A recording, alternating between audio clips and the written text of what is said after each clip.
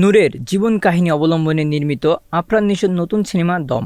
শনিবার সন্ধ্যায় সিনেমার সংবাদ সম্মেলনে উপস্থিত ছিলেন আফরান নিশো, পূজা চেরি, রেদন রনি ও শাহরিয়ার শাকিল। সেই সঙ্গে উপস্থিত ছিলেন নূর নামের মূল প্রেরণাদাতা। সংবাদ সম্মেলনে নিশো সিনেমার গল্প তুলে ধরতে গিয়ে হঠাৎ কান্নায় ভেঙে পড়েন। তিনি জানান, আমি রক্তমাংসের মানুষ, নূরের জীবন ও পরিবারকে গভীরভাবে উপলব্ধি করেছি। তিনি আরও জানান, চরিত্রের প্রয়োজনে তিনি নূরের গ্রামে গিয়েছিলেন এবং তার বাবা ও ভাইয়ের কাছ থেকে গল্প শুনেছেন। আমি তাদের জীবন বুঝতে পেরেছি।